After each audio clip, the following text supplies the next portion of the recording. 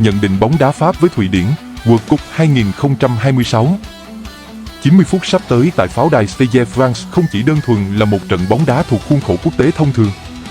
Đó là canh bạc định đoạt cả một chu kỳ phát triển của một nền bóng đá, nơi một bên phải bằng mọi giá bảo vệ ngai vàng quyền lực tối cao, và một bên mang theo khát khao cháy bỏng nhằm lật đổ trật tự cũ đã tồn tại hàng thập kỷ. Không gian tại Saint-Denis lúc này đang bị bóp nghẹt bởi một thứ áp lực khổng lồ. Thứ áp lực vô hình được tạo ra từ hàng triệu thấu kính truyền thông và những tiếng gầm vang từ bốn phía khán đài trước giờ bóng lăn. Đây không còn là một cuộc thử nghiệm, đây là chiến trường sinh tử, nơi một sai số định vị nhỏ nhất trên mặt cỏ cũng đủ để kích hoạt một cuộc khủng hoảng mang tính dây chuyền. Đội tuyển Pháp bước vào trận đại chiến này với tư thế của một gã khổng lồ thống trị, một thực thể bóng đá được lập trình để áp đặt và hủy diệt. Các số liệu thống kê chuyên môn tối tân nhất chỉ ra rằng đoàn quân áo lam đang sở hữu chỉ số bàn thắng kỳ vọng XG tấn công trung bình chạm ngưỡng 2.15 mỗi trận. Một con số biểu thị cho sức mạnh hỏa lực khủng khiếp được vận hành bởi những khối động cơ siêu tăng áp ở các hành lang biên. Tuy nhiên, ẩn sau lớp vỏ bọc hào nhoáng của những thông số tấn công ấy, phong độ gần đây của gà trống Gaulle lại đang để lại những dấu hỏi lớn về mặt cấu trúc. Đội bóng của Didier Deschamps đang bộc lộ những lỗ hổng định vị nghiêm trọng ở giai đoạn dịch chuyển trạng thái, Transitino. Khi khối đội hình dâng lên quá cao để thực hiện các bài toán áp đặt, khoảng trống mênh mông phía sau lưng các hậu vệ biên chính là những vùng đất chết chưa được lập bản đồ phòng ngự một cách an toàn. Sự mất cân bằng giữa mật độ nhân sự ở tuyến đầu và cự ly đội hình ở tuyến sau đang biến tuyển Pháp thành một gã khổng lồ mang đôi chân đất sét, dễ dàng bị tổn thương bởi những đường cắt tiết không gian từ phía đối thủ. Ở phía bên kia chiến tuyến, đội tuyển Thụy Điển không hành quân đến Paris để làm quân xanh cho một bữa tiệc bóng đá. Đại diện đến từ Bắc Âu mang đến giải đấu một thứ bóng đá thực dụng đến mức tàn nhẫn, một hệ thống được cơ khí hóa dựa trên tính tổ chức và kỷ luật vị trí ở mức tối cao. Họ lầm lũi tiến bước qua từng chu kỳ giải đấu, không ồn ào trước truyền thông, nhưng sở hữu hiệu suất trừng phạt sai lầm đối phương với tỷ lệ chuyển hóa cơ hội thành bàn thắng đạt tới 18%. Đây là một con số cực kỳ đáng báo động cho bất kỳ hàng thủ nào ưa thích sự dâng cao. Thụy Điển không cần kiểm soát quá nhiều không gian trên sân, họ chỉ cần kiểm soát những không gian trọng điểm nhất. Lối chơi của họ giống như một chiếc bẫy rập được tính toán bằng các thuật toán số, nơi họ sẵn sàng nhường toàn bộ quyền kiểm soát bóng cho đối phương, thu mình lại trong một chiếc kén phòng ngự kiên cố và kiên nhẫn chờ đợi một khe hở cự ly xuất hiện từ sự nôn nóng của kẻ bề trên. Đối đầu với một tuyển Pháp đầy biến động, sự lạnh lùng và tính toán cơ học của người Thụy Điển chính là thứ vũ khí tối thượng để bóp nghẹt mọi nguồn cảm hứng. Bàn cờ thế sự trước giờ Dê đang chứng kiến những toan tính ngầm đầy căng thẳng của cả hai phòng thay đồ.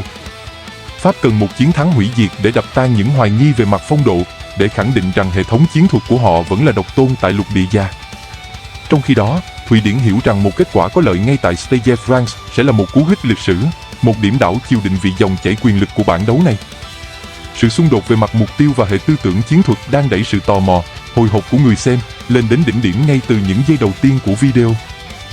Giữa những tuyên bố hùng hồn, những đòn tung hỏa mù trước giới truyền thông của hai vị thuyền trưởng, đâu mới là cái bẫy không gian thực sự đang được âm thầm giăng ra trên mặt cỏ Stade France. Liệu bản lĩnh và đẳng cấp ngôi sao của người Pháp sẽ một lần nữa thiết lập lại trật tự không gian vốn có, hay sự lạnh lùng, khoa học của những khối bê tông Bắc Âu sẽ biến kinh đô ánh sáng thành một nhà tù không gian, bóp nghẹt hoàn toàn mọi ý đồ tịnh tiến bóng của đội chủ nhà? Câu trả lời không nằm ở cảm xúc, nó nằm ở hệ thống dữ liệu tọa độ chiến thuật mà chúng ta sẽ bóc tách ngay sau đây. Nhìn vào băng ghế chỉ đạo, bài toán nhân sự trước giờ bóng lăn đang đặt cả Didier Deschamps và người đồng cấp bên phía Thụy Điển vào một cuộc đấu trí vô cùng căng thẳng và cân não. Trên sa bàn chiến thuật của những trận cầu đỉnh cao mang tính sinh tử, mỗi quân bài được tung vào sân không đơn thuần là một con người, mà đó là một điểm nút logic, một thực thể định vị được lập trình để thay đổi toàn bộ cấu trúc và nhịp độ, passing, của hệ thống. Một sự thay đổi nhỏ ở vị trí mỏ neo, hay một biến động từ phòng y tế cũng đủ để tạo ra một hiệu ứng domino, xây dịch toàn bộ hệ tọa độ phòng ngự lẫn tấn công mà hai đội đã dày công xây dựng suốt nhiều tháng qua. Những thông tin cập nhật dữ liệu mới nhất từ trạm quét mạng toàn cầu vừa mang lại một tin sét đánh cho ban huấn luyện đội tuyển Pháp. Trục xương sống của gà trống Gaulle ở chính thức bị gãy đổ một phần khi tiền vệ phòng ngự đánh chặn chủ chốt, người được ví như chiếc máy quét địa hình trước hàng phòng ngự, gặp phải một chấn thương cơ đùi nghiêm trọng trong buổi tập cuối cùng. Tổn thất này không chỉ lấy đi của đội tuyển Pháp một máy quét có tỷ lệ thu hồi bóng thành công lên tới 72% ở khu vực trung tuyến, mà nó còn trực tiếp làm rò rỉ dữ liệu an toàn của khối liên kết giữa hàng hậu vệ và tuyến tiền vệ. Không có người sửa sai ở vị trí mỏ neo, Didier Deschamps buộc phải tính đến một phương án điều chỉnh passing đầy mạo hiểm. Thay vì chơi một lối chơi áp đặt nghẹt thở ngay từ đầu, tuyển Pháp có thể phải chủ động kéo thấp cự ly đội hình ở những phút đầu trận, dùng sự cơ động của các tiền vệ lệch cánh để bù đắp cho khoảng trống định vị ở trung lộ, nhằm tránh những đòn đánh vỗ mặt, vertical attack, trực diện từ phía đối thủ.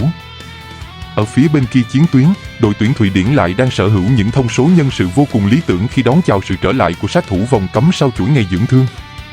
Đây là một mẫu tiền đạo mục tiêu điển hình, sở hữu các chỉ số cá nhân đạt tỷ lệ thắng tranh chấp trên không lên tới 64% và khả năng tì đè, làm tường độc lập vô cùng ấn tượng. Sự xuất hiện của quân bài tẩy này cho phép Thụy Điển triển khai một kịch bản tấn công trực diện cực kỳ đáng sợ. Họ không cần luân chuyển bóng phức tạp qua nhiều tuyến, build up, mà có thể sử dụng các đường bóng dài vượt tuyến, hướng thẳng vào vị trí trung vệ lệch phải của Pháp nhằm tận dụng tối đa các tình huống bóng 2, second ball. Ý đồ của huấn luyện viên Thụy Điển là rất rõ ràng, dùng thể hình và sự càng lướt của tuyến đầu để liên tục tạo ra các áp lực va chạm vật lý, phá vỡ nhịp sinh học và sự liên kết không gian của hàng thủ áo lam. Nhưng hãy nhìn sâu vào tâm điểm của cuộc đối đầu này, nơi một gương mặt chìa khóa gây có thể biến mọi toan tính mang tính hệ thống của Thụy Điển thành những mảnh vụn.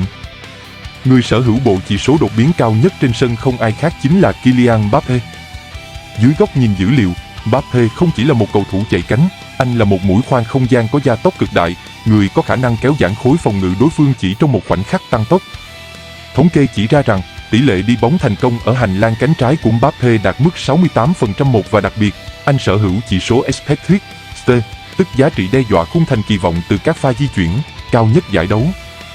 Khi Mbappé nhận bóng ở trạng thái quay lưng, cấu trúc phòng ngự biên của Thụy Điển buộc phải dịch chuyển từ 2 đến 3 nhân sự để tạo thành một khối bọc lót. Chính hành động dịch chuyển ép buộc này của đối phương sẽ là chiếc chìa khóa vàng, mở ra những khoảng trống vô thừa nhận ở nách trung lộ, hand space, cho các tiền vệ Pháp băng lên dứt điểm. Để khắc chế ngòi nổ nguy hiểm này, Thụy Điển chắc chắn sẽ giao trọng trách cho Victor Lindelof, người chỉ huy có tư duy định vị không gian và đọc tình huống tốt nhất trong hệ thống phòng ngự Bắc Âu. Lindelof không phải là mẫu trung vệ mạnh về đua tốc độ, nhưng anh lại sở hữu chỉ số bọc lót và các đường chuyền, interception, vô cùng uyên bác. Nhiệm vụ của Lindelof trong trận đấu này không phải là lao vào tranh chấp tay đôi trực diện với Mbappé, mà là chỉ huy toàn bộ hệ thống phòng ngự giăng ra một cái bẫy tịnh tiến bóng. Anh sẽ phải liên tục điều phối các hậu vệ biên thu hẹp cự ly, thiết lập các lớp lá chắn gián tiếp nhằm cô lập Mbappé khỏi các vệ tinh xung quanh, cắt đứt hoàn toàn nguồn cung cấp bóng từ tuyến dưới của đội tuyển Pháp. Cuộc đấu trí nhân sự giữa hai đầu chiến tuyến lúc này giống như một trò chơi cờ vua trên máy tính. Một bên sở hữu quân hậu với sức công phá hủy diệt, sẵn sàng xé toan mọi giới hạn không gian, và một bên là hệ thống tường thành kiên cố, được dịch chuyển đồng bộ bởi những thuật toán phòng ngự vô cùng thực dụng. Huấn luyện viên nào kiểm soát được nhịp độ biến thiên của các quân bài tẩy, điều chỉnh được passing trận đấu linh hoạt theo từng diễn biến trên sân, người đó sẽ nắm chắc trong tay quyền làm chủ chiến trường không gian khốc liệt phía trước. Dưới lăng kính của một chuyên gia dữ liệu và tư duy GIS mapping chuyên sâu, mặt cỏ Stade France không còn là một thảm bạc vô tri, mà nó biến thành một hệ bản đồ số phức tạp, được chia cắt thành những phân vùng địa lý vô cùng nhạy cảm. Trận đại chiến này chính là sự xung đột trực diện, một cuộc va chạm cơ học đỉnh cao giữa hai hệ tư tưởng quản trị không gian hoàn toàn trái ngược nhau. Một bên là tham vọng áp đặt dòng chảy dữ liệu, kiểm soát mật độ hình học của đội tuyển Pháp, và một bên là triết lý thu hẹp khoảng trống, bóp nghẹt các tọa độ chết đến từ khối bê tông Thụy Điển. Đội nào tối ưu hóa các phân vùng dữ liệu không gian này tốt hơn, kiểm soát được sai số cự ly đến từng mét vuông, đội đó sẽ nắm giữ chiếc chìa khóa vạn năng để mở toang cánh cửa dẫn đến chiến thắng. Hãy nhìn vào cách cấu trúc đội hình của Thụy Điển vận hành để thấy sự thực dụng mang tính thuật toán của người Bắc Âu. Họ chắc chắn sẽ dăng ra một khối lao block cực kỳ chặt chẽ và lùi sâu, với sơ đồ 2 tầng phòng ngự duy trì cự ly trục dọc không quá 15 mét. Mục tiêu cốt lõi của hệ thống này là cô lập hoàn toàn khu vực zone 14, khoảng không gian tử thần ngay trước vòng cấm địa, nơi các tiền vệ sáng tạo của Pháp thường xuyên dùng làm bàn đạp để thực hiện các đường chọc khe quyết định. Dữ liệu thống kê từ các trận đấu trước chỉ ra rằng, Thụy Điển chỉ cho phép đối phương kiểm soát bóng và thực hiện thành công vỏn vẹn 12% số đường chuyền vào khu vực nhạy cảm này. Họ chấp nhận nhường quyền kiểm soát bóng ở các khu vực vô hại biên ngoài, nhưng ngay khi bóng được tịnh tiến vào hệ tọa độ của zone 14, các bẫy pressing trigger lập tức được kích hoạt, bóp nghẹt cầu thủ nhận bóng từ 3 hướng và cắt đứt mọi góc phối hợp ngắn. Để bẻ gãy khối bê tông có mật độ nhân sự dày đặc này, đội tuyển Pháp buộc phải triển khai một bài toán chiến thuật mang tính kinh điển, overload dồn dập ở một hành lang cánh. Bằng cách đẩy cao hậu vệ biên, kết hợp với sự dịch chuyển của một tiền vệ trung tâm và tiền đạo cánh, Pháp sẽ tạo ra một vùng có mật độ nhân sự vượt trội so với hệ thống phòng ngự đối phương tại cánh trái. Hành động này có bản chất giống như một đòn bẩy không gian, ép buộc toàn bộ khối phòng ngự của Thụy Điển phải kéo lệch trọng tâm, dồn quân sang để thiết lập thế trận phòng ngự bọc lót. Và ngay tại khoảnh khắc khối đội hình Thụy Điển bị hút mạnh sang một bên, đó là lúc người Pháp kích hoạt thuật toán chuyển hướng trạng thái thần tốc. Bóng sẽ được luân chuyển cực nhanh thông qua một đường chuyền đảo cánh tầm dài sang hành lang đối diện, nơi một hậu vệ biên khác đã âm thầm dâng cao chiếm lĩnh khoảng không gian trống hoàn toàn, Underlo, để thực hiện cú căng ngang dứt điểm. Tuy nhiên, điểm nóng khốc liệt nhất trên bản đồ nhiệt trận đấu này lại nằm ở hai hành lang trong, hay còn gọi là các hang space. Đây là vùng không gian nằm giữa trung lộ và biên, nơi cấu trúc phòng ngự khó kiểm soát nhất vì nó nằm ở ranh giới trách nhiệm giữa trung vệ và hậu vệ cánh đối phương. Đối với tuyển Pháp, các góc phối hợp tam giác tại hang space chính là thánh địa để họ bẻ gãy các khối phòng ngự lùi sâu. Nhưng Thụy Điển cũng không hề xa lạ với điều này. Hệ thống định vị trí của họ được lập trình để các tiền vệ cánh sẵn sàng lùi sâu, trám vào các nách trung lộ, biến sơ đồ 4-4-2 khi phòng ngự thành một khối 6-2-2 biến hình, bịt kín mọi kẽ hở không gian.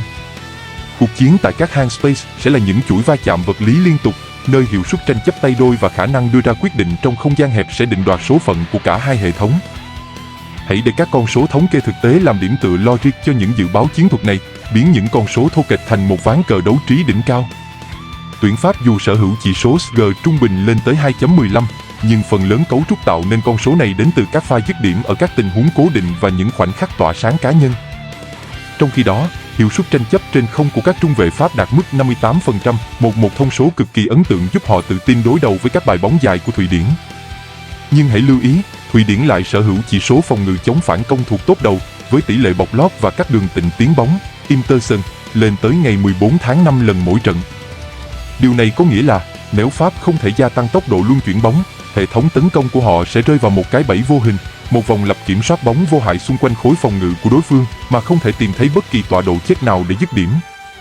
Chiến thắng ở trận này không dành cho đội chạy nhiều hơn, mà dành cho đội kiểm soát và định cấu trúc không gian thông minh hơn trên sa bàn số. Mô phỏng các chiều không gian giả định trên sa bàn số, trận đại chiến tại Stade France có thể diễn ra theo hai kịch bản tương lai với những biến số chiến thuật hoàn toàn trái ngược. Kịch bản thứ nhất, nếu đội tuyển Pháp với hỏa lực vượt trội tìm được tọa độ chết và có được bàn thắng khai thông thế bế tắc ngay trong hiệp 1. Ngay lập tức, toàn bộ thuật toán phòng ngự lùi sâu của Thụy Điển sẽ bị cưỡng bức phá vỡ. Đại diện Bắc Âu không còn lựa chọn nào khác ngoài việc đẩy cao khối lao block, mở rộng cự ly đội hình để tìm kiếm bàn gỡ. Khi đó, mặt sân sẽ xuất hiện những khoảng trống mênh mông phía sau hàng thủ của họ, và đó chính là thảm đỏ để hệ thống phản công nhanh, Transitino, với những máy chạy như Mbappé kích hoạt gia tốc, biến trận đấu thành một cuộc thảm sát về mặt không gian. Tuy nhiên, kịch bản thứ hai mới là thứ khiến Didier Deschamps phải mất ngủ. Nếu Thụy Điển bảo toàn thành công hệ tọa độ 0-0 đến sau phút 70, áp lực tâm lý sẽ đảo chiều một cách khủng khiếp. Sự nôn nóng sẽ thuộc về người Pháp, buộc họ phải dâng cả hai hậu vệ biên lên cực cao và dồn toàn lực vào vòng cấm đối phương. Chính tại thời điểm cấu trúc hình học của Pháp bị mất cân bằng nghiêm trọng nhất, một đường cắt bóng chính xác từ Lindell sẽ kích hoạt đòn hồi mã thương tàn nhẫn. Thụy Điển chỉ cần một đường tịnh tiến dọc trục, khai thác khoảng trống vô chủ sau lưng hàng thủ dâng cao của Pháp để tung ra cú đấm kết liễu, đóng băng hoàn toàn kinh đô ánh sáng. Dựa trên những luận điểm khoa học, bản đồ nhiệt và các thuật toán phân tích dữ liệu không gian, chúng tôi đưa ra dự đoán cụ thể đây sẽ là một trận chiến vô cùng ngột ngạt và căng thẳng đến những giây cuối cùng. Bản lĩnh ông lớn và lợi thế thánh đường Stade France sẽ giúp đội tuyển Pháp giành một chiến thắng tối thiểu với tỷ số 1-0, hoặc trận đấu sẽ khép lại với kết quả hòa 1-1 đầy toan tính, nơi sự thực dụng của Thụy Điển tạm thời đóng băng được các ngôi sao áo lam. Nếu quý vị yêu thích những phân tích chiến thuật chuyên sâu, những góc nhìn mổ xẻ trận đấu bằng phong cách bản đồ hóa không gian dữ liệu độc quyền và duy nhất này, đừng quên nhấn đăng ký kênh Dai Khan GIS để không bỏ lỡ các số sa bàn tiếp theo của chúng tôi. Sự ủng hộ của quý vị chính là nguồn động lực lớn nhất để chúng tôi tiếp tục số hóa dữ liệu của những trận cầu đỉnh cao. Trước khi tiếng còi khai cuộc chính thức vang lên và quả bóng World Cup lăn trên mặt cỏ, chúng tôi gửi đến quý vị một câu hỏi mở mang tính tranh luận cực cao. Theo quý vị, khối lao block thực dụng của Thụy Điển có thể đóng băng hoàn toàn hàng công trị giá hàng trăm triệu euro bên phía tuyển Pháp, hay sự ứng biến nhân sự của Didier Deschamps trên sa bàn số sẽ tìm ra tọa độ chết để kết liễu đối thủ? Hãy để lại bình luận mổ xẻ của bạn ngay dưới video này để chúng ta cùng tranh luận. Xin chào và hẹn gặp lại trên các hệ tọa độ chiến thuật tiếp theo.